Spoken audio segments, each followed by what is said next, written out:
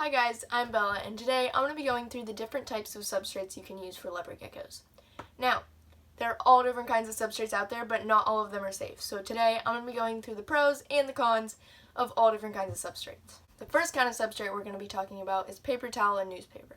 Now, paper towel and newspaper is pretty much 100% safe. There's not really a risk of your leopard gecko ingesting it and getting impacted. And if you don't know what impaction is, it's pretty much when a leopard gecko or another reptile ingest something that they can't digest, specifically their substrate, and it just keeps building up and they can't pass it and it eventually leads to death. It's also really easy to clean. When they poop, you can just take it out and replace it. However, leopard geckos do like to dig, and paper towel and newspaper doesn't allow them to do that, so it's not the most enriching option. So if you're looking for something safe and easy, paper towel is a good option, but it's not the best for enrichment. The next thing that I'm going to be talking about is Repti carpet or a sand mat. These also don't have much risk of impaction, but I have heard stories of leopard geckos' toes or toenails getting stuck in the Repti carpet and them ending up ripping off a toe or a toenail. And sand mats are pretty much the same thing, they just have little bits of sand glued to them. I've also heard that they're really hard to clean and you have to have multiple sets so you can put them through the washer, and because you can't just pick up the poop when they're done because it soaks in and it's really gross. So I don't use Repti carpet, I probably never will, but you can. So if you're looking for something that can't cause impaction but looks a little more natural, Repti carpet could be a good option for you. It's just harder to clean, their toenails could get stuck, and they can't dig in it. The next thing I'm going to be talking about is tile and shelf line. I kind of think of these as just the nicer version of paper towels. They just look a lot nicer. But they are harder to clean because you can't just take it out and put another one in once they poop, and your leopard gecko still can't dig in it. So if you're looking for something that looks nice and can't cause impaction, this could be good for you. The next thing I'm going to be talking about is wood shavings and crushed walnut shells. You do not want to use these for your leopard geckos. First of all, they can cause impaction. Even if your leopard gecko doesn't ingest the wood shavings or crushed walnut shells, they could also be sharp and cut your leopard gecko. So you do not want to use wood shavings or crushed walnut shells as a substrate for your leopard gecko. The next thing I'm going to be talking about is sphagnum moss. Now, if you didn't know, leopard geckos are arid species, which means that they don't live in a tropical environment like a rainforest. They live somewhere drier, like a desert. They live in Afghanistan, Pakistan, Iran, and Iraq. Sphagnum moss is not an arid substrate. It holds a lot of moisture. It's meant to be misted, so it's not good for a main substrate. However, sphagnum moss can be a good substrate to put in your leopard gecko's humid hide. If you don't know what a humid hide is, it's basically a moist hide to make it easier for your leopard gecko to shed. So sphagnum moss is too moist for a regular substrate, but if you're looking for something to put in your moist hide, this could be a good option.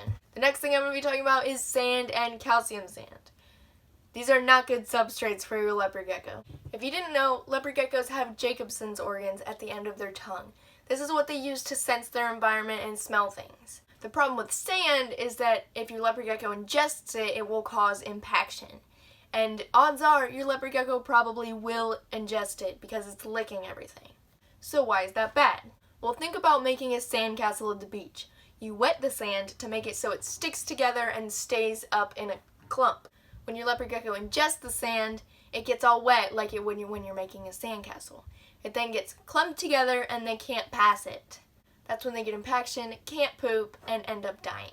So sand is bad, but calcium sand is worse.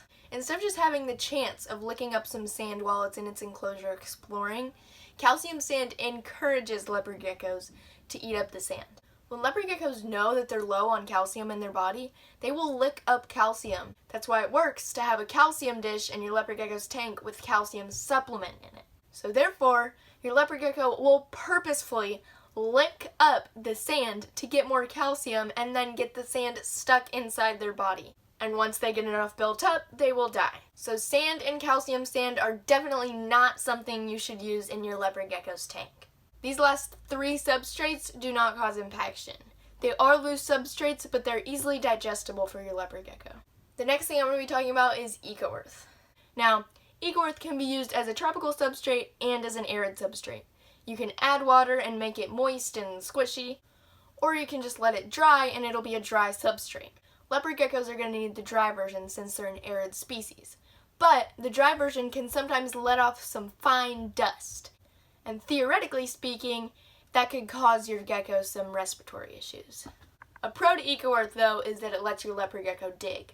So if you want something that can double up as an arid substrate and a moist hide substrate and also lets your leopard gecko dig, EcoEarth could be a good option.